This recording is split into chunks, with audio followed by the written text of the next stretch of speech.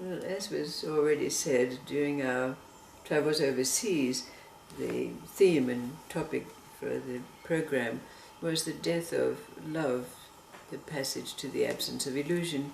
And it can be said that the consensus that came out of the gatherings was that when love is dead, all that remains is love. But of course this poses a conundrum, a question, a riddle for us. We can ask, what is that love? And to answer this, we have to dive deeper. There's a small anecdote about the governor of a certain Chinese province who went to a Chan master, which is kindred to Zen, to seek wisdom. And when the governor, after he'd done the usual salutations to the master, it happened that the rooster was crowing outside the window, and the master said to the governor, "Listen, do you hear the rooster crowing?" And the governor said, "Yes." But then the rooster stopped crowing, and the master said, "Do you still hear the rooster crowing?" And the governor said, "No, the rooster has stopped crowing." The master said, "I hear the rooster crowing." The governor said, "But how can you hear the rooster crowing when the rooster has stopped crowing?" "Ah," said the Chan master, "here is the quest for you, the question that is asked. What is the difference between hearing, listening, and sound? When you can learn and explore the differences between these three, you will reach a state of recognition of permanency as opposed to impermanency. This is wisdom."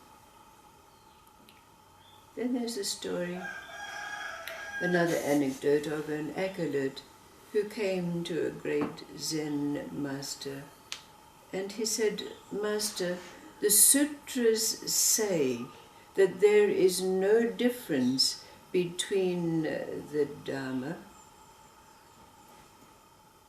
the mind, and the Buddha. What is the difference, Master?"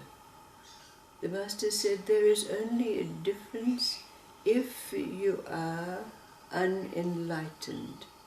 If you are enlightened, there is no difference." But the acolyte said, "But Master, you teach us the difference between the Dharma, the Buddha mind, and nature, or the Buddha."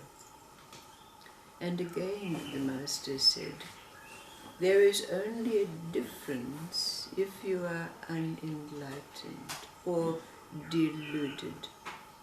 But he said, "Master, I do not understand. Can you explain?" And the master said, "When it is in movement, it is the Dharma. When it is fluid, it is nature. When it is solid, like ice, it is the mind. There is only a difference if you are deluded. When you are enlightened, there is no difference." And then the last anecdote is about a highwayman who repented of his ways and became a dervish. And after some years of practices, his young son brought to him a great realization. His young son came and sat on his knee and asked his father, "Father, do you love me?" And the highwayman, now a dervish, said, "My son, I love you with all of my heart." "Oh," said the son, "but father, you keep saying that you love God." And Dervish said, "Yes, my son, I love God with all my heart." "But father," said the small boy, "how can you love too?" At that moment, the highwayman, now a dervish, had a great realization. When we combine these three anecdotes and ponder on the answer to the third, perhaps it can bring us closer to a recognition and an experience of what it is that remains when love is dead. What is the answer to this third question? What was the realization that the highwayman, now the dervish, had when his young son said, "How can you love too?"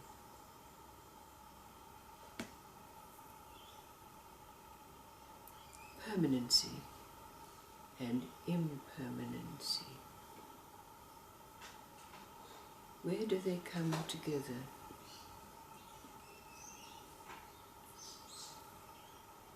To allow us to recognize what it is that remains when human love, emotional love,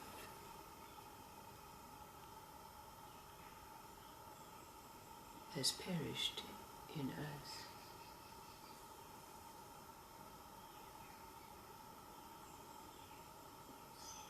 The Dharma, the Buddha nature, the Buddha mind,